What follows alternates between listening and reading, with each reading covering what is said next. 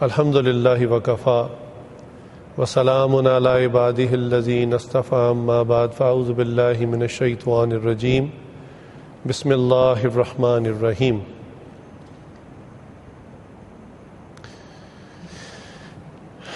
لقد کان لکم فی رسول اللہ اسوۃ حسنہ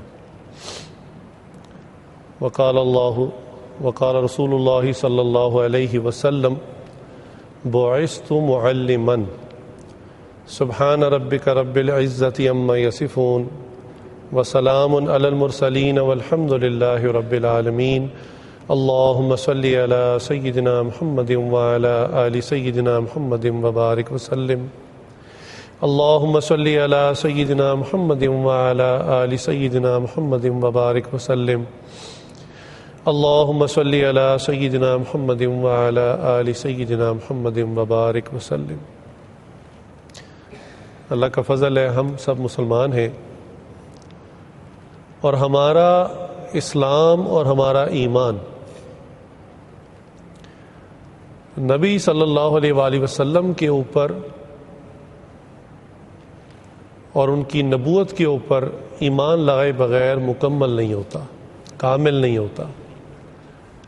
گویا کوئی شخص اگر صرف لا الہ الا اللہ پڑھ لے اور مکمل کلمہ نہ پڑھے تو وہ مسلمان شمار نہیں ہوتا، دائرہ اسلام میں داخل نہیں ہوتا۔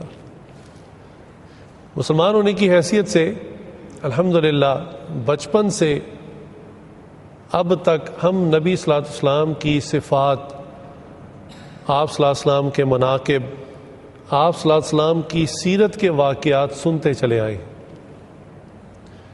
اور جیسا کہ میں نے عرض کیا ہمارے ایمان کا حصہ ہے، تو نبی صلی اللہ علیہ وسلم سے ایک والہانہ اور فطری محبت ہر مسلمان کو ہوتی ہے، ہونی بھی چاہیے، کیونکہ یہ ہمارے ایمان کا حصہ ہے۔ تاہم ایک ہے نبی صلی اللہ علیہ وسلم سے عقیدت، محبت، اگر میں یوں کہوں اندھی عقیدت، اندھی محبت، تو ایمان تو یہی ہے، ایسی محبت ہونی چاہیے، ایسا ہی تعلق ہونا چاہیے۔ لیکن ہمیں چاہیے کہ ہم نبی صلی اللہ علیہ وسلم کی ذات گرامی پر، آپ صلی اللہ علیہ وسلم کی صفات پر بھی غور کریں کہ اللہ تعالیٰ نے آپ صلی اللہ علیہ وسلم کو کیسی کمال صفات دے کر دنیا میں بھیجا۔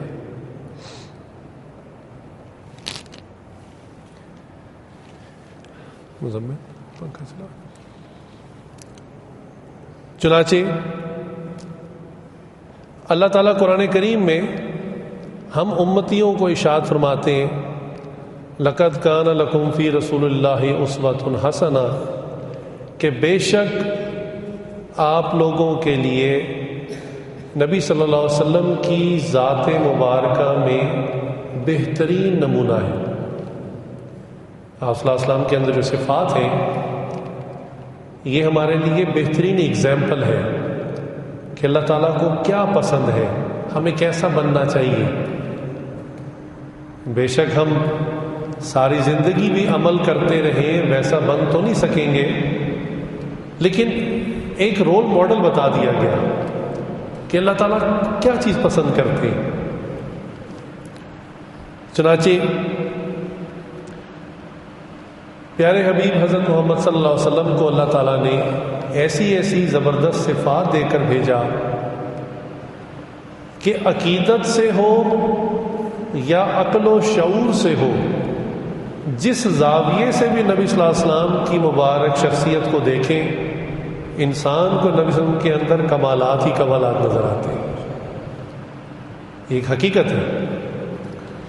میں نقطہ یہ عرض کرنا چاہ رہا ہوں کہ مسلمان تو پیدائشی طور پہ نبی صلی اللہ علیہ وسلم سے محبت کرتا ہے، لیکن اگر بالفرض کوئی غیر مسلم، کوئی ایتھیسٹ، کوئی دہریہ جو نہ اللہ کو مانتا ہے نہ رسول کو مانتا ہے، اگر وہ بھی نبی اکرم صلی اللہ علیہ وسلم کی شخصیت میں غور کرے، صفات میں غور کرے، تو اس کو سیکھنے کے لیے بہت کچھ ملے گا اور بہت ساری صفات اس کے سامنے آئیں گی۔ چنانچہ ہم کسی بھی چیز کو کامیاب یا کسی شخصیت کو کامیاب کب سمجھتے ہیں، اس کی پہچان کیا ہوتی ہے؟ یہ آج کا موضوع ہے کہ بھئی ہم نبی صلی اللہ علیہ وسلم کی صفات پہ غور کریں کہ نبی صلی اللہ علیہ وسلم کو اللہ تعالیٰ نے بہترین استاد، بہترین ٹیچر بنا کر بھیجا امت کی اصلاح کے لیے، امت کی رہنمائی کے لیے۔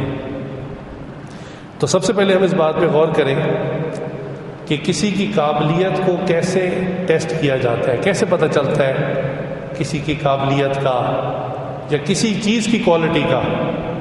مثال یہ،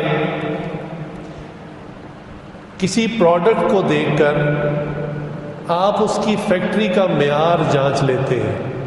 کوئی اچھی پروڈکٹ ہو جس کی فنیشنگ بہت اچھی ہو تو آپ کو پتہ چلتا ہے کہ بھئی جس فیکٹری میں یہ تیار ہوا ہے نا، وہ فیکٹری بڑی زبردست ہے، معیاری کام ہوا ہے، جبھی تو پروڈکٹ اتنی اچھی نکلی ہے۔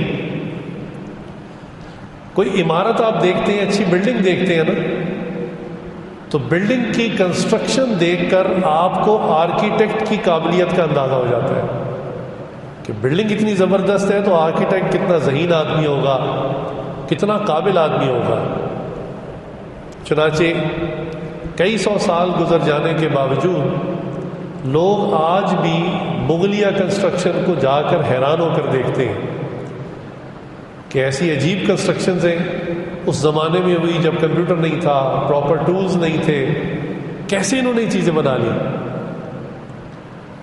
اور آرچز جو بنائی، ان آرچز کے اندر ایک خاص اینگل ہوتا ہے اور خاص بیلنس اور ویٹ ہوتا ہے، اس کو آج بھی بنانا بڑا مشکل ہے، لیکن انہوں نے جو ہے کئی سال پہلے ان چیزوں کو ڈیزائن کیا۔ تو لوگ ان کی کنسٹرکشن دیکھتے ہیں تو ان قبر میں چلے جانے والوں کی تعریف کرتے ہیں اور مانتے ہیں کہ بھئی واقعی فن تعمیر ان کو آتا تھا، بہت ماہر تھے اپنے زمانے کے لوگ۔ اسی طرح مصر کی تعمیرات دیکھتے ہیں، اہرام مصر دیکھتے ہیں، ایجپٹ کی جو کچھ عجائبات ہیں تو حیران ہوتے ہیں کہ کیسے ذہین فتین قسم کے لوگ تھے۔ روم کے اندر کچھ ایسی کنسٹرکشنز ہیں پرانی، لوگ ان کو جا کر دیکھتے ہیں تو حیران ہوتے ہیں کہ رومی اپنے زمانے میں کتنے زبردست ماہر فن تعمیر تھے۔ تو کنسٹرکشنز کو دیکھ کر آرکیٹیکٹ کی قابلیت کا پتہ چلا۔ پھل کے ذائقے سے درخت کی نسل کا پتہ چل جاتا ہے۔ لوگ آم کھاتے ہیں نا، کہتے ہیں بہت ذائقے دار، بھی کون سا پھل ہے تو اس کو نام بتایا جاتا ہے یہ فلاں نسل کا آم ہے۔ تو پھل کے ذریعے درخت کی نسل کا پتہ چلتا ہے کہ وہ کتنا معیاری ہے۔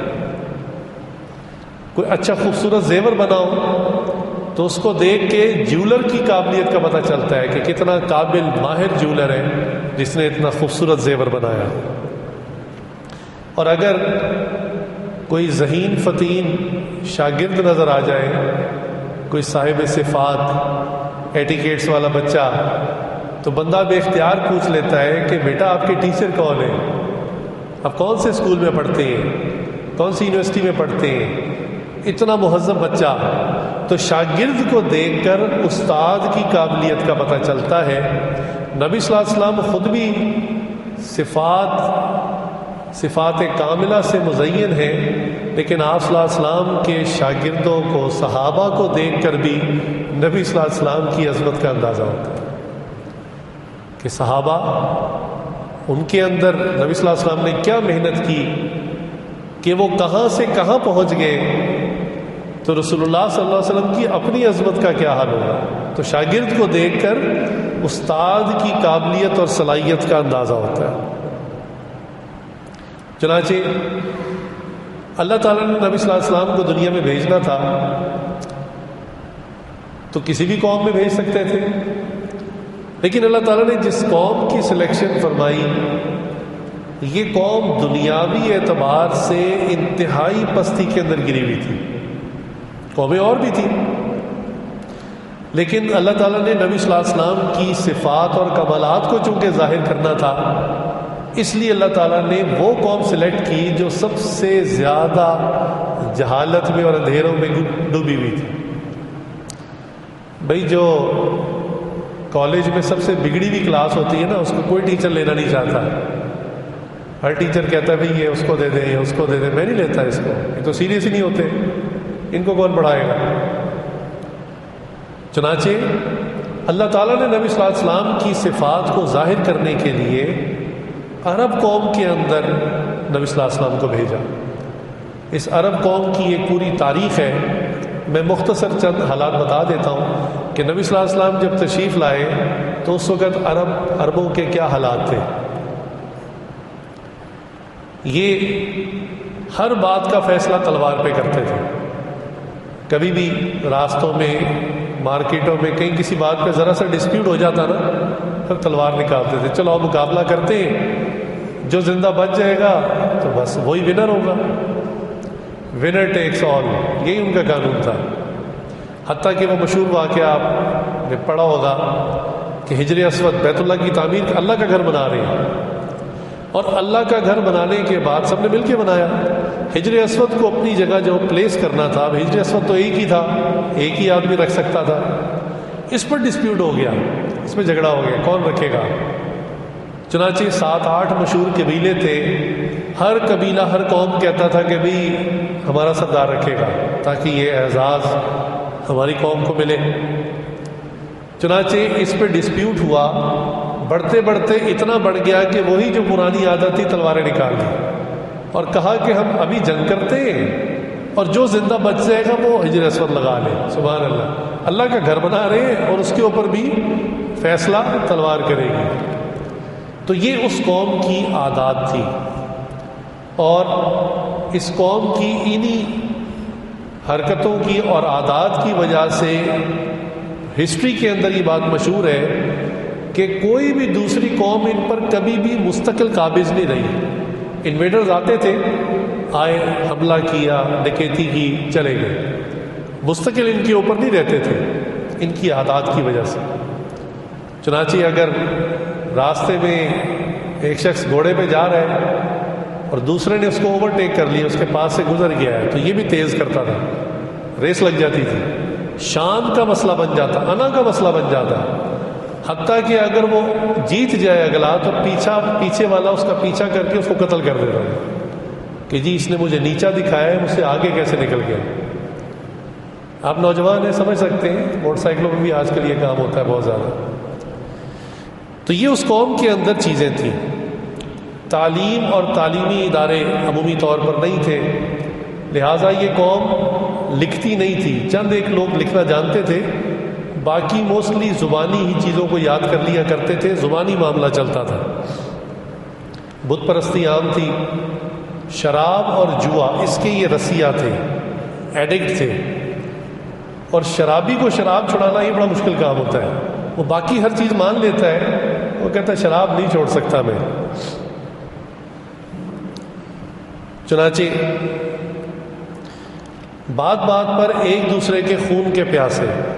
ایتھیکل ویلیوز یہ تھیں کہ عورت کی کوئی حیثیت نہیں تھی کسی بھی انداز میں، بس یہ سمجھ لیں کہ وہ جس طرح جانور ہوتے ہیں نا، اونٹ، گائے، بھینس، وہ اسی طرح کا جانور سمجھتے تھے۔ گھر میں کسی قسم کی مشاورت کی اس کو اجازت نہیں تھی، خاوند کے مر جانے کے بعد وراثت میں حصہ نہیں تھا، عورت کے اوپر جب ایام آتے ہیں ناپاکی کے تو وہ اس کو گھر سے نکال دیتے تھے، وہ کہتے تھے اس کے اوپر شیاطین آ گئے، اس کو استبل میں بند کر دیتے تھے۔ عجیب،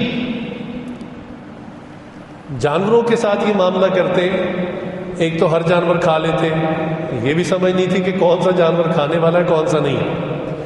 دوسرا، اسلام نے جو طریقہ بتایا کہ بھئی جانور کے جسم سے فائدہ اٹھانا ہے، پہلے اس کو ذبح کرو، وہ ٹھنڈا ہو جائے، روح نکل جائے، پھر اس کے جسم سے فائدہ۔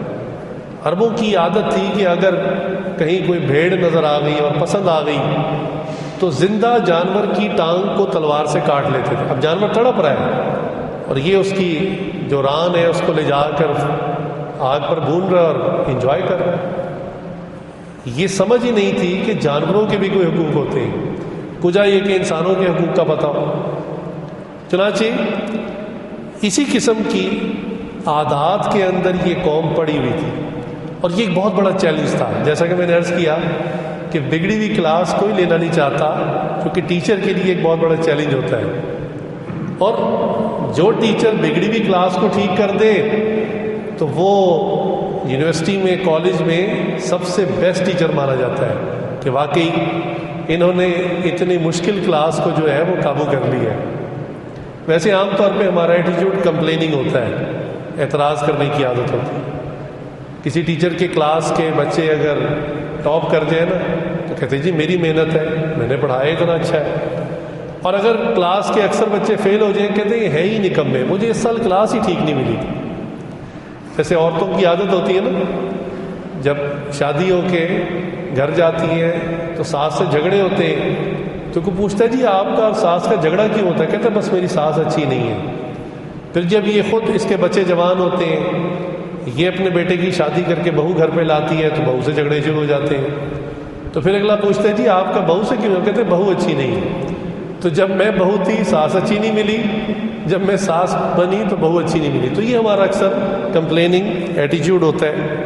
لیکن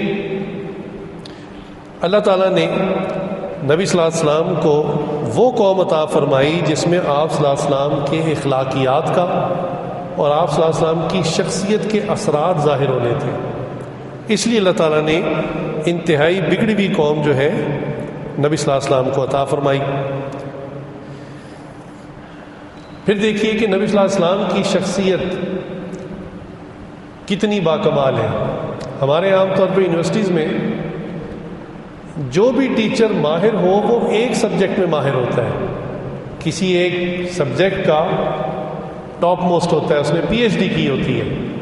جس نے 2 پی ایچ ڈیز کرنی ہو لوگ اس کو راستے میں سلام کرتے ہیں، جس نے 3-4 پی ایچ ڈیز کی ہو تو لوگ کہتے ہیں یہ تو یونیک ہے، اس جیسا تو بندہ ہی کوئی نہیں۔ لیکن دیکھیے نبی اکرم صلی اللہ علیہ وسلم کو اللہ تعالیٰ نے کیسی مبارک شخصیت عطا فرمائی کہ آپ صلی اللہ علیہ وسلم نے کتنی چیزوں میں امت کو تعلیم دی، کتنی چیزوں میں۔ آج کل ایک لفظ استعمال ہوتا ہے سوشل سائنسز، اور یہ ایز اے سبجیکٹ بھی یونیورسٹیز میں پڑھایا جا رہا ہے۔ سوشل سائنسز کا مطلب ہوتا ہے کہ how to behave with humans, آپ کے ارد گرد جو لوگ ہیں ان کے ساتھ آپ کا بیہیویئر کیسا ہوگا، آپ کی ان کے ساتھ ایکویشن کیسی ہوگی، لین دین معاملات کیسے چلیں گے۔ نبی صلی اللہ علیہ وسلم کی پوری زندگی کے اندر اس کی تعلیمات ملتی ہیں۔ چنانچہ اخلاقیات، یہ پورا ایک چیپٹر ہے آپ صلی اللہ علیہ وسلم کی مبارک حیات کا کہ کیسے کسی کے ساتھ بیہیو کرنا ہے۔ بالخصوص اگلا مس بیہیو کر رہا ہے، بدتمیزی کر رہا ہے، آپ کو تکلیف دے رہا ہے، اس وقت میں اس کے ساتھ اچھا بیہیو کرنا ہے۔ بھئی اتنی تو انسانی عقل میں بھی صلاحیت ہے کہ جو آپ کو جھک کے سلام کرتا ہے آپ بھی اس کو جھک کے سلام کر لیتے ہیں۔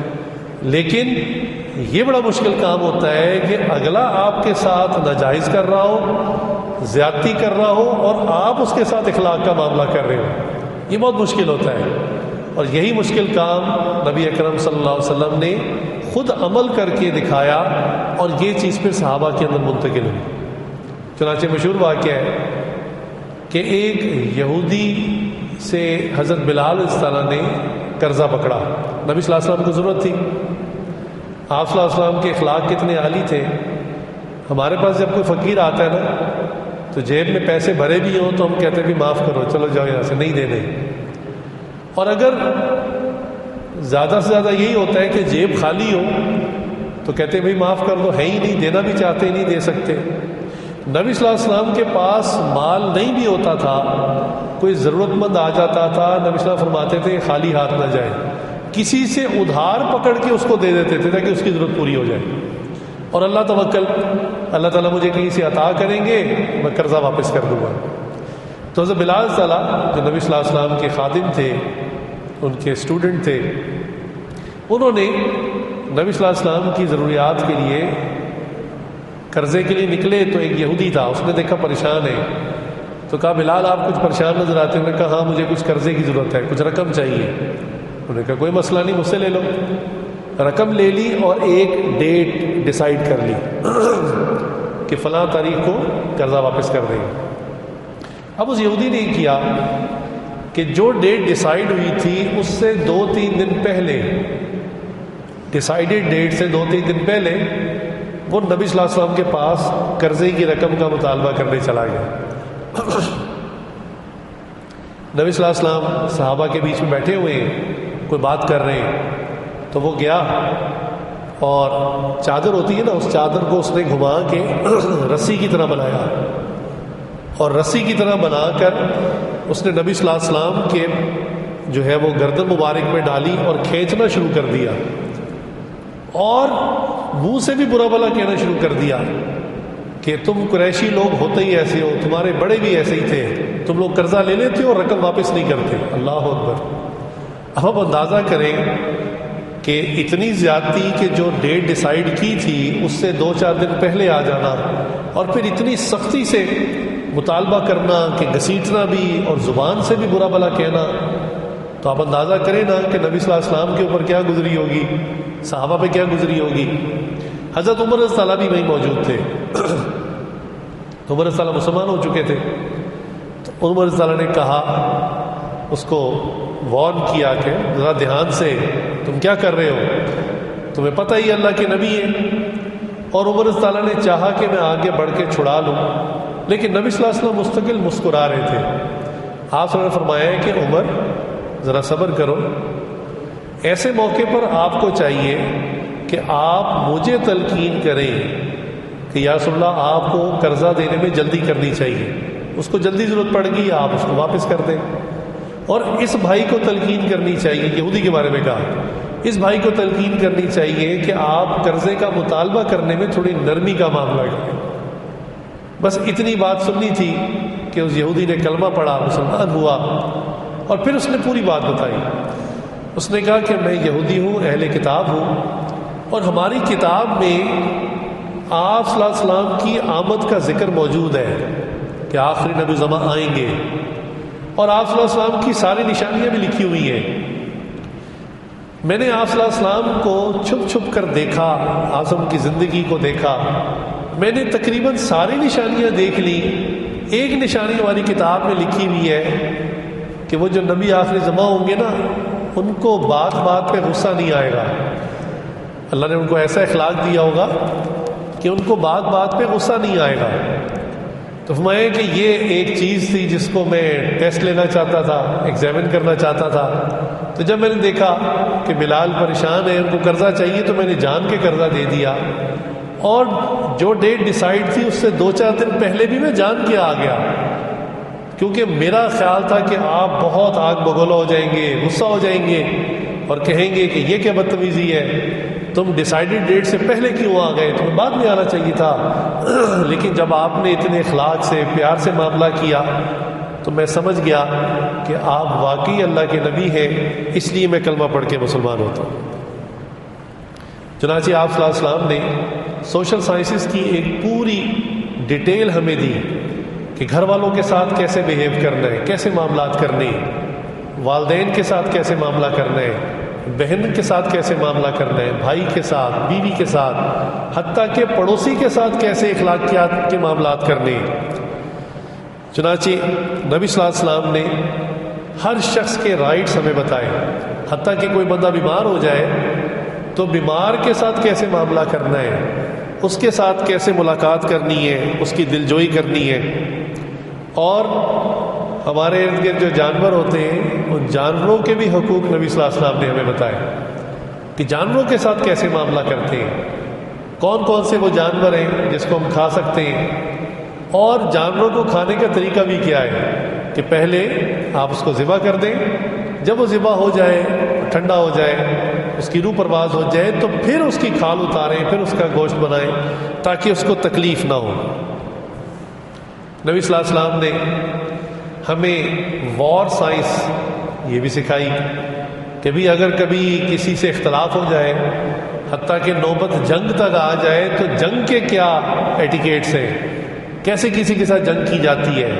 یہ نہیں ہے کہ اسلامی فوجیں کسی ملک میں جائیں اور وہاں کی عورتوں کو، بچوں کو، بوڑھوں کو بھی شہید کرنا قتل کرنا شروع کر دیں، نہیں، بلکہ آپ سب نے منع فرمایا کہ جب کسی ملک میں تم جاؤ، کسی شہر میں جاؤ، تو وہاں جو بندہ تلوار لے کر آپ سے مقابلے میں آئے، بس اس کے ساتھ مقابلہ کرو، وہاں کی عوام کو آپ ڈسٹرب نہ کریں۔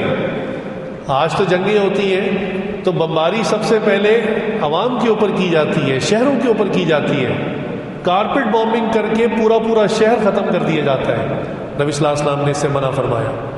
پھر آپ صلی اللہ علیہ وسلم نے فرمایا کہ جب تم کسی شہر میں جاؤ تو وہاں کے درخت اور فصلوں کو آگ نہ لگاؤ۔ اکثر دوسری قومیں جب کسی علاقے پر قبضہ کرتی ہیں تو پھر اپنا ریج، اپنی شو آف پاور کرتی ہیں، لہٰذا وہاں کے درخت جلا دیے جاتے ہیں، کنوؤں کے اندر زہر ڈال دیا جاتا ہے، فصلوں کو آگ لگا دی جاتی ہے، گھروں کو آگ لگا دی جاتی ہے۔ نبی صلی اللہ علیہ وسلم نے اس سے منع فرمایا، اس کی پوری تفصیل دی، یہاں تک کہ اگر آپ کا مخالف مسلمان ہے تو اس کے ساتھ کیا کرنا ہے، غیر مسلم ہے تو اس کے ساتھ کیا کرنا ہے۔ پھر جنگ کے بعد کچھ قیدی ہاتھ آئیں گے، ان قیدیوں کے ساتھ کیا کرنا ہے، پرزنرز آف وار، ان کے ساتھ کیا کرنا ہے، کیا سلوک کرنا ہے۔ اللہ اکبر۔ نبی صلی اللہ علیہ وسلم نے ہمیں بزنس سائنس، آج بچے MBA کرتے ہیں اور بزنس سیکھتے ہیں، نبی صلی اللہ علیہ وسلم نے 1400 سال پہلے بزنس کے تمام رولز، اصول و ضوابط سمجھا دیے۔ چنانچہ آج ہمیں کوئی مسئلہ درپیش ہوتا ہے تو ہم دارالفتاء کا رخ کرتے ہیں، مفتی صاحب سے پوچھتے ہیں کہ مفتی صاحب بتائیں کہ یہ ڈیل حلال ہے یا حرام، تو مفتی صاحب کہاں سے بتاتے ہیں؟ قرآن اور حدیث سے بتاتے ہیں، نبی صلی اللہ علیہ وسلم نے بتایا ہوا ہے۔ سائنسز کی اتنی لائنز ہیں، اتنے علوم ہیں جو نبی صلی اللہ علیہ وسلم نے امت کو بتائے۔ چنانچہ میڈیکل سائنس، ہیومن باڈی کے اوپر کہ انسان بیمار ہو جائے اس کے لیے کیا کیا دوا ہے، بیماری سے بچنے کے لیے، پریونشن کے لیے کیا کیا چیزیں ہیں، چنانچہ طب نبوی کی پوری کتابیں ہیں، اور یہ آج کے زمانے میں سب سے بہترین علاج سمجھا جا رہا ہے جو طب نبوی کے اندر بتایا گیا۔ پھر 1400 سال پہلے جب مائکروسکوپ نہیں تھی، جرمز سے حفاظت کا طریقہ بتایا۔ دیکھیے نبی صلی اللہ علیہ وسلم اگر صحابہ کو یہ بتاتے نا کہ آپ کے ہاتھوں میں چھوٹے سینکڑوں لاکھوں کیڑے ہیں، تو صحابہ بھی ہو سکتا ہے شک میں مبتلا ہو جاتے ہیں کہ ہاتھ دھونے سے بھی پتہ نہیں دھلے کہ نہیں دھلے، چونکہ ایک چیز نظر نہیں آ رہی، لیکن نبی صلی اللہ علیہ وسلم نے اس سے حفاظت کا طریقہ بتا دیا۔ چنانچہ ابھی جب کرونا آیا پوری دنیا میں تو جرمز سے اتنا لوگ ڈر گئے کہ ایک چیز نظر بھی نہیں آ رہی اور ٹرانسمٹ بھی ہو جاتی ہے، لہٰذا لوگوں نے اس کے مختلف طریقے بتانے شروع کر دیے اس سے بچنے کے لیے، لیکن کوئی بھی سلوشن آپٹیمم نہیں تھا۔ جن لوگوں نے بہت زیادہ احتیاط کی، دیکھنے میں آیا کہ وہ بھی کرونا کے اندر مبتلا ہو گئے اور بعض کی وفات بھی ہو گئی۔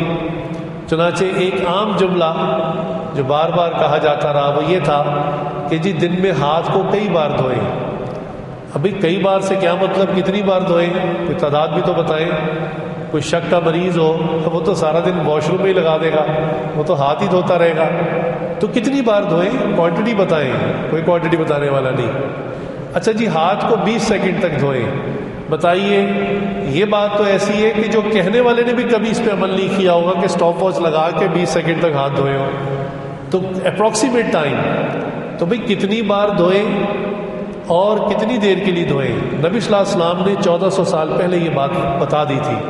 چنانچہ آپ صلی اللہ علیہ وسلم نے فرمایا کہ دن بھر کی 5 نمازیں ہیں، جو بندہ ہر نماز کے لیے وضو کرتا ہے وہ ہر قسم کی نجاست سے پاک ہو جاتا ہے۔ چنانچہ ہاتھوں کو دھونے کے لیے 5 بار دھوئیں، اور ایک عضو کو کتنی دیر تک دھوئیں، 3 مرتبہ دھوئیں۔ 3 مرتبہ دھونے میں جتنا بھی وقت لگے، 3 مرتبہ دھو لینے سے ہر قسم کے جراثیم ختم ہو جاتے ہیں۔ یہ نبی صلی اللہ علیہ وسلم نے 1400 سال پہلے ارشاد فرما دیا۔ نبی صلی اللہ علیہ وسلم کی ایک حدیث ہے، نبی صلی اللہ علیہ وسلم نے صحابہ سے پوچھا کہ یہ بتاؤ کہ اگر کسی شخص کے گھر جانے میں راستے میں 5 نہریں ہوں اور وہ بندہ 5 مرتبہ اس میں غسل کرے تو بتاؤ اس کے جسم پہ کوئی میل کچیل باقی رہے گا؟ صحابہ نے کہا نہیں۔ فرمایا بس 5 نمازیں بھی ایسے ہی ہیں۔ چنانچہ کبھی وائرس پھیل جائے، بیماری پھیل جائے تو دن میں 5 مرتبہ وضو کر لینا یہ کافی ہوتا ہے۔ نبی صلی اللہ علیہ وسلم نے 1400 سال پہلے بتا دیا۔ مستقل وضو میں رہنا، ان نمازوں کے علاوہ بھی مستقل وضو میں رہنا یہ خود نیکوں کا شعار بتایا گیا۔ چنانچہ ہمارے اولیاء اللہ، اکابرین اور کئی نوجوان بھی آج کے زمانے میں ایسے ہیں جو ہر وقت باوضو رہتے ہیں، جب وضو ٹوٹا فوراً نیا وضو کر لیا۔ اس سے بھی انسان جراثیم سے اور بیماریوں سے، میل کچیل سے بچ جاتا ہے۔ نبی صلی اللہ علیہ وسلم نے فلکیات، ایسٹرونومی کی پوری سائنس ہمارے سامنے بیان کی. ہمیں پتہ چلا کہ اللہ تعالیٰ نے اس زمانے میں انسانوں کے لیے آسمان میں گھڑیاں چلا دی تھی جب ہمارے پاس ریسٹ واچ نہیں تھی. چنانچہ سورج کے ذریعے ہماری دن بھر کی عبادت یعنی نمازوں کے اوقات کار نکلتے، اور چاند کے ذریعے ہماری سالانہ عبادت، رمضان ہو گیا، حج ہو گیا، اور عبادات ہو گئی، زکوٰۃ کا حساب ہو گیا، یہ اس کے ذریعے نکلتا ہے. تو یہ بھی نبی صلی اللہ علیہ وسلم نے ہمیں بتایا. توجہ رکھیے گا، نبی صلی اللہ علیہ وسلم نے ہمیں وہ نالج بھی دیا جو علم غیب ہے. یہ نبی صلی اللہ علیہ وسلم کو اللہ نے عطا کیا. اللہ تعالیٰ کی صفت ہے، اللہ جس کو چاہے عطا کرے. تو اپنے حبیب صلی اللہ علیہ وسلم کو بھی جب چاہا جتنا چاہا عطا کر دیا. دی نالج آف دی ان نون، جس کو کوئی نہیں جانتا. چنانچہ حضرت ابو ہریرہ رضی اللہ عنہ کی ایک حدیث ہے. حضرت ابو ہریرہ رضی اللہ عنہ فرماتے ہیں کہ مجھے نبی صلی اللہ علیہ وسلم نے علم کے 2 پیالے عطا کیے، یعنی 2 چیزیں مجھے علم کی 2 قسمیں بتائیں. فرمایا ایک تو وہ ہے جو میں نے آپ لوگوں میں بیان کر دیا، چونکہ ابو ہریرہ رضی اللہ عنہ سے بہت زیادہ حدیث مروی ہے. تو فرمایا ایک علم کی تو نوعیت ایسی ہے کہ جو میں نے آپ لوگوں میں بیان کر دی. فرمانے لگے دوسری نوعیت علم کی ایسی ہے کہ اگر میں لوگوں میں بیان کروں تو لوگ مجھے قتل کر دیں. یعنی لوگوں کی تھنکنگ سے بھی بیونڈ ہے، لوگ اس کو سمجھ ہی نہیں سکتے، اس کو انڈرسٹینڈ نہیں کر سکتے. یہ بھی نبی صلی اللہ علیہ وسلم نے مجھے عطا کی ہے. اس کے علاوہ نبی صلی اللہ علیہ وسلم نے حضرت حذیفہ رضی اللہ عنہ کو، جو صحابی رسول ہیں، تمام منافقین کے نام بتا دیے کہ یہ جو ہماری مجلس میں آتے جاتے ہیں دن رات، اس میں سے فلاں فلاں فلاں فلاں سب منافق ہیں. اور ساتھ منع بھی کر دیا کہ آپ نے بتانا نہیں ہے. کیوں؟ فتنہ ہو سکتا ہے، لڑائی ہو سکتی ہے. چنانچہ آپ صلی اللہ علیہ وسلم نے یہ بتا دیا کہ مجھے ان کے نام معلوم ہے لیکن آگے نہیں بتانا. چنانچہ یہ سارے ہپوکریٹس تھے جو آپ سب کی صحبت میں آ کے بیٹھتے تھے، نبی صلی اللہ علیہ وسلم ان کو جانتے تھے. پھر دیکھیے علم غائب کی ایک بہت تفصیل ہے. دنیا کا کوئی سائنٹسٹ، کوئی مفکر، کوئی انٹلیکچوئل یہ نہیں بتا سکتا کہ موت کے بعد ہم کہاں جائیں گے، ہمارے ساتھ کیا ہوگا. کوئی بندہ نہیں بتا سکتا، کوئی سائنٹسٹ بھی نہیں بتا سکتا.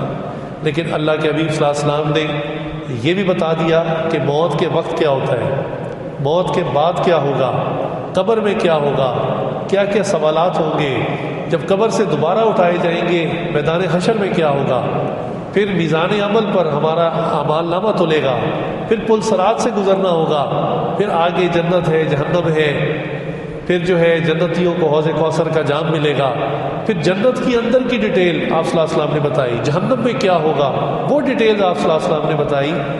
بھائی اتنی نالج تو کسی شخص کے پاس نہیں، نہ ہی کوئی ایسا دعویٰ کر سکتا ہے. اللہ کے حبیب صلی اللہ علیہ وسلم کو اللہ تعالیٰ نے ایسی نعمتیں عطا فرمائی. اور نبی صلی اللہ علیہ وسلم سے ہر امتی کا ایک خاص تعلق ہے. ہم سب کا نبی صلی اللہ علیہ وسلم سے ایک خاص تعلق ہے. ہم نے جب کلمہ پڑھا نا لا الہ الا اللہ محمد رسول اللہ، تو نبی صلی اللہ علیہ وسلم سے ہمارا ایک تعلق جڑ گیا. لیکن اس تعلق کو بڑھاتے رہنا چاہیے. اس تعلق کا بڑھنا انتہائی ضروری ہے. یہ ایک روحانی تعلق ہے جو آپ صلی اللہ علیہ وسلم سے ہر مسلمان کا ہوتا ہے. کسی کا کمزور ہوتا ہے، کسی کا مضبوط ہوتا ہے. اس کے لیے کیا چیز چاہیے جس سے تعلق بڑھے گا، یہ میں بعد میں بتاتا ہوں. اس تعلق کی پہلے میں ایک مثال بتاتا ہوں. ہمارے ایک دوست ہیں، وہ ڈی ایس پی ہیں اینٹی نارکوٹکس ڈپارٹمنٹ کے اندر. انہوں نے اپنا ایک واقعہ سنایا. انہوں نے کہا کہ مجھے آفیشیل کالز کرنی پڑتی ہیں مختلف شہروں میں، آگے مختلف آفیسرز ہوتے ہیں، ان سے رابطہ ہوتا ہے. تو کہنے لگے کہ میرا رابطہ پشاور میں ایک کرنل صاحب تھے، ان سے فون پر اکثر ہوتا تھا کام کے سلسلے میں. لیکن کہنے لگے کہ فون کالز بہت کثرت سے ہوتی، تو آہستہ آہستہ یہ ریلیشن شپ ڈیولپ ہو گیا، اتنی محبت پیدا ہو گئی صرف فون پر بات کر کے کہ جب بھی کال ہوتی ہم حال احوال پوچھتے، پھر کام کی بات کرتے، اور جب فون بند کرتے تو ہماری حالت یہ ہوتی کہ میں انہیں کہتا کرنل صاحب آپ جب بھی لاہور آئیں گے نا آپ نے میرے یہاں قیام کرنا ہے، اور کرنل صاحب بھی مجھے کہتے ہیں ڈی ایس پی صاحب آپ نے جب بھی پشاور آنا ہے آپ نے میرے یہاں قیام کرنا ہے. کہنے لگے یقین جانیں ہم دونوں نے ایک دوسرے کو نہیں دیکھا، نہ ایک دوسروں کی شکلوں سے واقف تھے، لیکن فون پر رابطہ کر کے اتنی محبت بڑھ گئی. تقریباً یہ رابطہ انہوں نے کہا 1.5-2 سال رہا. پھر کہنے لگے مجھے ایک دفعہ واقعتاً کسی کام سے پشاور جانے کا موقع ملا، تو جب میں پشاور گیا تو میں نے ان سے کہا کہ اللہ صاحب میں پشاور آیا ہوں، تو کہنے لگے وہ بہت خوش ہوئے، انہوں نے کہا کہ بالکل بالکل میرے سے آپ نے ملے بغیر نہیں جانا، آپ فلاں جگہ پہ آئیں، میں آپ کو لے کے جاتا ہوں۔ کہنے لگے جب میری ان سے پہلی ملاقات ہوئی، اب ذرا توجہ رکھیے، یہ ڈی ایس پی صاحب کی اور کلس صاحب کی زندگی میں پہلی ملاقات ہے، چہرے سے بھی ایک دوسرے کو نہیں جانتے، لیکن کہنے لگے جب ہم ملے تو ہم جب بغل گیر ہوئے تو اتنی شدت تھی محبت کی جیسے کوئی پرانے دوست ملتے ہیں، ایک تعلق تھا نا، ٹیلی فون کے ذریعے رابطہ ہو چکا تھا، تو وہ 1.5-2 سال کا رابطہ اتنی محبت اور شدت کا اظہار کر رہا تھا کہ کہنے لگے کہ ان کے زمانے میں بھی گرم جوشی تھی، میرے زمانے میں بھی گرم جوشی تھی۔ میں نے کہا سبحان اللہ ڈی ایس پی صاحب، آپ نے تو ہمارا ایک بہت بڑا مسئلہ حل کر دیا۔ کہنے لگے کیا؟ میں نے کہا دیکھو نبی صلی اللہ علیہ وسلم کو ہم نے نہیں دیکھا، اور ملاقات تو قیامت کے دن ہوگی، لیکن جو بندہ زندگی بھر دروشی پڑھ کے نبی صلی اللہ علیہ وسلم کے ساتھ ٹیلی فونک رابطہ رکھے گا، قیامت کے دن جب اس کی نبی صلی اللہ علیہ وسلم سے ملاقات ہوگی تو اس ملاقات میں بھی ایسی ہی گرم جوشی ہوگی، چونکہ تعلق پہلے بن چکا نا۔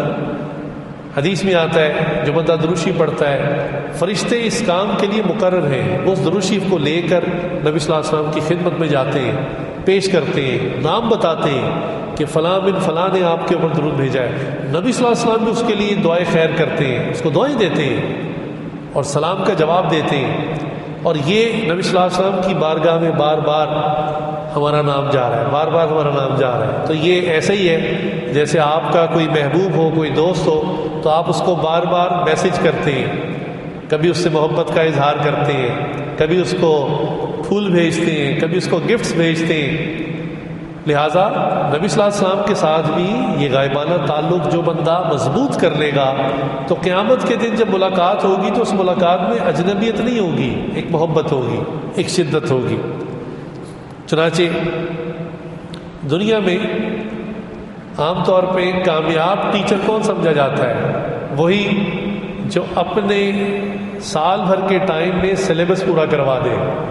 اس ٹیچر کو اچھا ٹیچر نہیں سمجھا جاتا کہ بھی سیمسٹر ختم ہو گیا، سال ختم ہو گیا اور اس کی کتاب ختم نہیں ہوئی، سلیبس ہی پورا نہ کور کر سکا، تو کہتے ہیں کہ یہ ایکسپیرینس نہیں ہے، تجربہ کار نہیں ہے، اس کا تجربہ کم ہے، اس کو ٹائم اتنا دیا پھر بھی اس کا سلیبس مکمل نہیں ہوا۔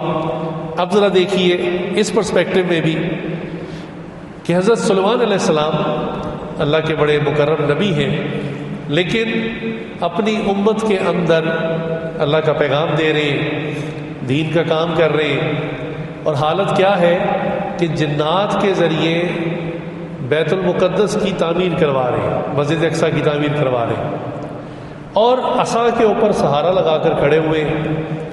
اللہ کی شان عین اسی وقت میں کہ جب وہ جنات سے کام کروا رہے ہیں، عصا کے اوپر سہارا لے کے کھڑے ہیں، عین اسی وقت میں ان کی موت کا وقت آ گیا۔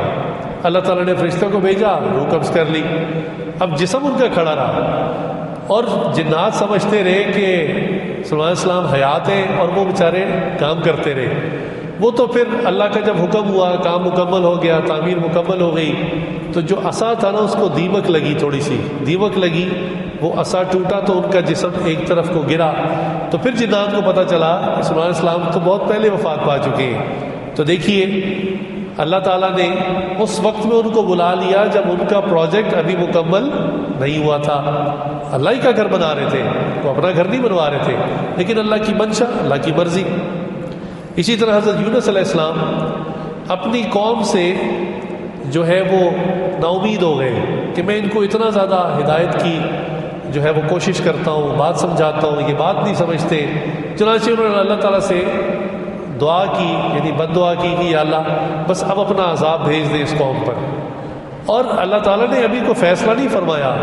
یونس علیہ السلام اپنی قوم کو چھوڑ کر چلے گئے کہ بس اب تو ان پہ عذاب آئے گا، میں یہاں سے جاتا ہوں، تو کام تو مکمل نہیں ہوا۔ چنانچہ یونس علیہ السلام کشتی میں بیٹھ کر جا رہے تھے کہ بھنور آ گیا اور کشتی جو ہے اس میں پھنس گئی۔ تو جو ملا تھا کشتی کا، بڑا سمجھدار آدمی تھا، بوڑھا تھا، اس نے کہا لگتا ہے ہماری کشتی کے اندر کوئی ایسا غلام ہے جو اپنے آقا کی مرضی کے بغیر بھاگ کے جا رہا ہے، اس کی وجہ سے کشتی بھنور میں پھنس گئی ہے۔ تو فوراً یونس علیہ السلام کے دل میں خیال آیا کہ واقعی میں نے تو دعائیں بند کر دی تھی قوم کے لیے عذاب کی، لیکن اللہ کی طرف سے ابھی کوئی ڈیسیژن نہیں آیا تھا، لہٰذا انہوں نے کہا کہ میں ہی پانی میں اتر جاتا ہوں، ایسا نہ ہو کہ یہ کشتی الٹ جائے اور میری وجہ سے سارے ڈوب جائیں۔ چنانچہ یونس علیہ السلام نے خود پانی میں چھلانگ مار دی اور اللہ کے حکم سے وہاں ایک مچھلی موجود تھی، اس مچھلی نے یونس علیہ السلام کو بالکل ثابت اپنے پیٹ میں لے لیا اور یونس علیہ السلام مچھلی کے پیٹ میں چلے گئے، زندہ رہے۔ لیکن اب ریئلائزیشن ہوئی، خیال ہوا کہ بھی واقعی ایسے تو قوم کو بیچ میں چھوڑ کے نہیں چلے جانا چاہیے تھا، لہٰذا وہ استغفار کرتے رہے، لا الہ الا انت سبحانک انی کنت من الظالمین، کہ اللہ آپ کی ذات بہت بڑی ہے، بہت پاکیزہ ہے، میں نے واقعی ظلم کیا ہے۔ تو دیکھیے یونس علیہ السلام کا بھی بظاہر امت کے ساتھ معاملہ ابھی پورا نہیں ہوا اور وہ جا رہے تھے۔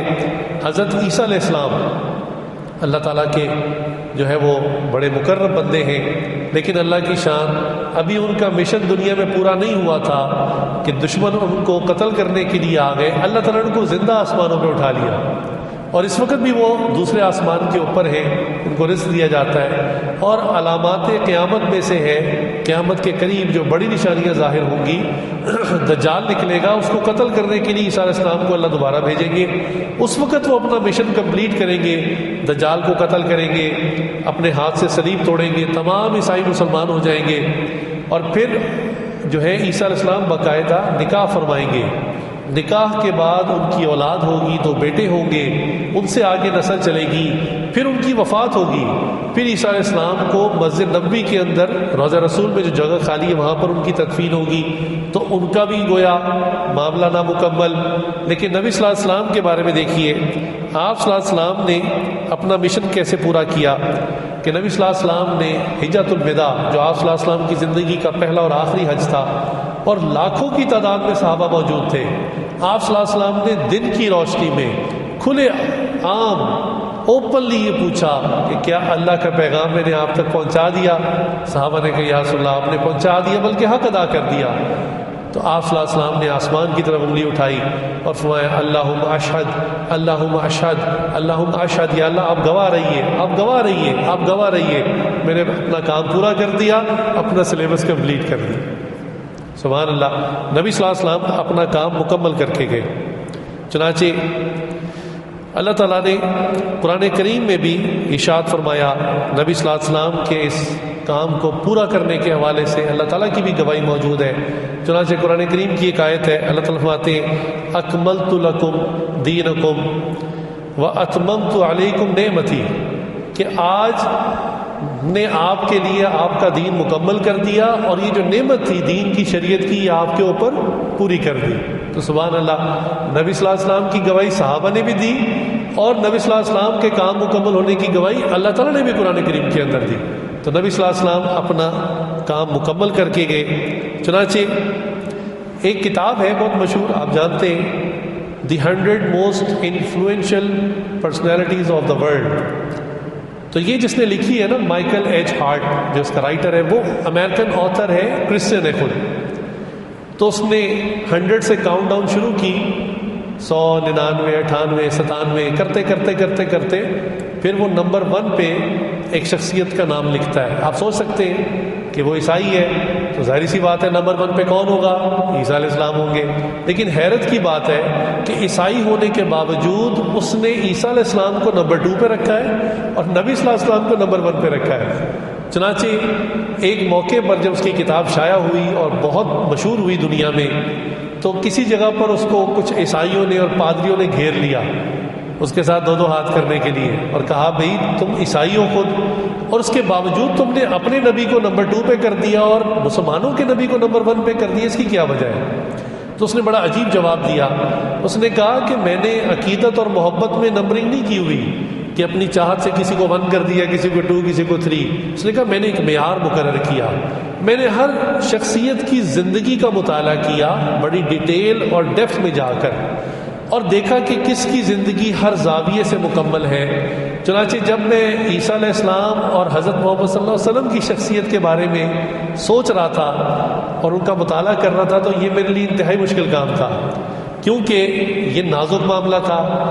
دل اور دماغ یہ کہتا تھا کہ عیسیٰ علیہ السلام کو نمبر 1 پہ کرو، لیکن حق بات لکھنی تھی، لہٰذا جب میں نے دونوں کی زندگی کا مطالعہ کیا تو میں اس نتیجے پہ پہنچا کہ عیسیٰ علیہ السلام تو ابھی آسمانوں پر ہیں اور انہوں نے دنیا میں آنا ہے اور ابھی بہت سے کاموں کو سمیٹنا ہے، لیکن نبی صلی اللہ علیہ وسلم اپنے تمام پروجیکٹس کو، تمام کاموں کو ہر زاویے سے مکمل کر کے گئے ہیں، لہٰذا نبی صلی اللہ علیہ وسلم کو نمبر 1 پہ کر دیا اور اپنے نبی عیسیٰ علیہ السلام کو نمبر 2 پہ کر دیا۔ سبحان اللہ۔ تعریف تو وہ ہے نا جو غیر کرے، بھئی اپنے تو تعریف کرتے ہی ہیں، مزہ تو جب ہے کہ غیر مسلم تعریف کرے، غیر مسلم بھی محبت کا اظہار کرے۔ چنانچہ نبی اکرم صلی اللہ علیہ وآلہ وسلم کی ایسی کامل شخصیت ہے کہ ان کی تعریف بہت لوگوں نے کی، کئی ہندوؤں نے کی، حتیٰ کہ کئی یہودیوں نے ان کی تعریف میں کلمات لکھے، اور بھی کئی لوگوں نے جو غیر مسلم ہیں نبی صلی اللہ علیہ وسلم کی تعریف میں باقاعدہ اشعار لکھے ہیں، پورے پورے کالمز لکھے ہیں۔ تو تعریف تو وہی ہوتی ہے جو غیر بندہ کرے۔ چنانچہ میں بات کو مکمل کرتا ہوں، نبی صلی اللہ علیہ وسلم کی شخصیت عقیدت محبت سے دیکھیں یا صفات کے اندر، سیرت کے اندر غور کر کے دیکھیں، ہر زاویے سے 100% مکمل ہے۔ نبی صلی اللہ علیہ وسلم واقعی وہ ہستی ہے جو کامل ہستی ہے، کامل نبی ہے۔ اب سوچنے کی بات یہ ہے کہ جب اللہ تعالیٰ نے ہمیں اتنے کمالات والے پیغمبر علیہ السلام عطا کیے، اتنے بہترین ٹیچر عطا کیے، تو پھر ہم ان کی فالوئنگ کیوں نہیں کرتے؟ یہ تو پھر ہمارے نقصان کی بات ہے نا۔ بھئی ٹیچر تو بہت قابل ہو، پڑھاتا بھی بہترین ہو، سمجھاتا بھی بہت اچھا ہو، اور اسٹوڈنٹ پھر بھی فیل ہو جائے تو کس کی غلطی ہوتی ہے؟ اسٹوڈنٹ کی غلطی ہوتی ہے کہ اسی نے لاپرواہی کی ہوگی، اسی نے غفلت کی ہوگی۔ لہٰذا نبی صلی اللہ علیہ وسلم کی تعلیمات پر جس نے بھی عمل کیا، یقین جانیے وہ دنیا میں بھی کامیاب ہوا، آخرت میں بھی کامیاب ہوگا۔ چنانچہ صحابہ کی مثال آپ کے سامنے ہے۔ صحابہ کتنی گراوٹ میں مبتلا تھے، لیکن جب کلمہ پڑھ کے مسلمان ہوئے، نبی صلی اللہ علیہ وسلم کی صحبت میں آئے تو دوسروں کے لیے روشن ستارہ بن گئے، دوسروں کی ہدایت کا ذریعہ بن گئے، ان سے خود اتنے عالی اخلاق ظاہر ہونے شروع ہو گئے۔ چنانچہ نبی صلی اللہ علیہ وسلم کے جو سب سے قریب ترین اسٹوڈنٹس ہیں وہ اسٹوڈنٹس ہیں جو علم دین پڑھتے ہیں۔ یہ علماء اور علم دین پڑھنے والے طالب علم یہ نبی صلی اللہ علیہ وسلم سے موسٹ کلوزسٹ ہوتے ہیں۔ اس لیے نبی صلی اللہ علیہ وسلم کی خود حدیث بھی ان کے بارے میں ہے، فرمایا العلماء ورثۃ الانبیاء، کہ انبیاء کے جو وارث ہیں یہ علماء ہوتے ہیں۔ لہٰذا ہمیں چاہیے کہ ہم کچھ وقت نکال کر علم دین کو بھی حاصل کریں۔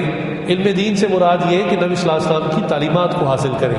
دیکھیں اللہ تعالیٰ نے آپ سب کو انٹلیکچوئل پیدا کیا، آپ اتنے نوجوان بیٹھے ہیں، اتنے ذہین ہیں، کوئی انجینئرنگ پڑھ رہا ہے، کوئی نیوکلیئر ٹیکنالوجی پڑھ رہا ہے، کوئی کمپیوٹر سائنسز پڑھ رہا ہے، کوئی میڈیکل پڑھ رہا ہے، تو یہ ذہانت کی وجہ سے ہی ہے نا۔ بیوقوف بچہ تو نہیں کوئی چیز پڑھ سکتا، اور جو بیچارے ریٹارڈڈ ہوتے ہیں، مینٹلی ڈس آرڈرڈ ہوتے ہیں، تو وہ بیچارے تو صحیح طرح کپڑے نہیں پہن سکتے۔ اللہ نے آپ کو بہترین دماغ دیا، سوچنے کی صلاحیت دی، میموری دی، یاد کرنے کی، سوچنے کی، سمجھنے کی صلاحیت دی۔ آپ مختلف یونیورسٹیز میں پڑھتے ہیں، مختلف ڈگریز حاصل کر رہے ہیں۔ اللہ تعالیٰ اگر صرف ایک سوال کر لیں قیامت کے دن کہ بتاؤ میں نے بھی یہ کتاب بھیجی تھی، کیا تم نے اس کو بھی پڑھا تھا؟ کیا اس کے لیے بھی وقت نکالا تھا؟ اب بتائیے بھئی انگلش تو ہم آسمان سے سیکھ کے نہیں آئے نا، وہ تو ہم نے اسکولوں میں جوتے گھسا گھسا کے، یونیورسٹیز میں، کالجز میں جا کر سیکھی، اور پھر ہم میں سے کئیوں نے ایم اے انگلش کر لیے، یعنی اس کے ماسٹر کہلانے لگ پڑے، مہارت حاصل کر لی اتنی، اور انگلش ہی کے اندر سائنسز کی کتابیں اور دوسری کتابیں پڑھنی شروع کر دی، اور اس کے پی ایچ ڈی پروفیسر بن گئے۔ تو یہ بتائیے کہ اگر ہم نے عربی نہیں سیکھی تو کوئی بات نہیں، ایسے ہی جیسے انگلش بھی نہیں سیکھی تھی، لیکن انگلش سیکھنے کے لیے تو ہم نے ایڑی چوٹی کا زور لگا دیا، اپنی زندگی کا بہترین ٹائم ہم نے انہی علوم کو سیکھنے میں لگا دیا، جبکہ اللہ تعالیٰ نے بھی ایک کتاب بھیجی تھی، نبی صلی اللہ علیہ وسلم کی تعلیمات بھیجی تھی۔ یہ خود ہر شخص اپنے آپ سے سوال کرے کہ ہم نے نبی صلی اللہ علیہ وسلم کی تعلیمات کو سیکھنے کے لیے، اللہ کی کتاب جو بھیجی بھی اس کو سیکھنے کے لیے کتنا وقت دیا ہے؟ ذرا بیلنس کریں اپنی زندگی میں۔ ہم کہہ تو دیتے ہیں کہ جی دین دنیا ساتھ ساتھ، ڈس بیلنس نہیں ہونا، کہہ تو دیتے ہیں، لیکن بتائیے کہ بچپن سے کے جی پریپ سے لے کر آپ اب جس کلاس میں بھی ہیں، کتنے سال آپ نے ان علوم کو دیے، اور خود اپنا محاسبہ کریں کہ علم دین کو سیکھنے کے لیے کتنے سال دیے۔ لہٰذا میں یہاں پر اپنی بات کو مکمل کرتا ہوں کہ نبی اکرم صلی اللہ علیہ وسلم کی مبارک تعلیمات کو سیکھنا اور ان کو اپنی زندگی میں لانا یہ ہمارے لیے سعادت ہے، کسی پہ احسان نہیں ہے۔ اس سے ہم پالش ہوں گے، اس سے ہماری شخصیت میں نکھار آئے گا، اس سے ہمارے دنیا کے مسائل بھی حل ہوں گے، آخرت میں بھی مسئلے حل ہوں گے۔ آخری بات کہہ کے اجازت لیتا ہوں کہ نبی صلی اللہ علیہ وسلم وہ معلم ہیں، وہ استاد ہیں، وہ مہربان ہیں جو رزلٹ والے دن بھی کام آئے گے۔ دنیا کا کوئی ٹیچر پروفیسر ہو وہ رزلٹ والے دن کام نہیں آتا، لہٰذا جس دن رزلٹ کی اناؤنسمنٹ ہوتی ہے اگر فیل ہونے والے بچے اکٹھے ہو کے آ جائیں کہ سر ہم فیل ہو گئے، رزلٹ اناؤنس ہو چکا ہے، آپ ہمیں پاس کر دیں، تو وہ کہتا ہے جی سوری اب میں کچھ نہیں کر سکتا، رزلٹ چھپ چکا اور اناؤنسمنٹ ہو چکی، اب آپ کو فیلئر ہی کے ساتھ جینا پڑے گا۔ لیکن دیکھیے نبی اکرم صلی اللہ علیہ وسلم قیامت کے دن جب لوگوں کو جہنم میں جانے کی اناؤنسمنٹ ہو جائے گی اس وقت اپنے گناہ گار امتیوں کے لیے شفاعت کریں گے اور لوگوں کو پکڑ پکڑ کے جہنم سے نکال کے جنت کے اندر لے کر جائیں گے۔ سبحان اللہ، ایسے معلم، ایسے شفیع، ایسے مہربان استاد، نبی اور والد، روحانی والد کی جو حیثیت ہو، ان سے انسان کو پیار کرنا چاہیے، ان کی تعلیمات کو اپنانا چاہیے اور ان کی سنتوں کو زندگی میں لا کر انسان کو کامیاب ہو جانا چاہیے۔ دعا ہے اللہ تعالیٰ سے جو کچھ کہا سنا اللہ تعالیٰ ہمیں اس پر عمل کی توفیق عطا فرمائے۔ وآخر دعوانا الحمدللہ رب العالمین۔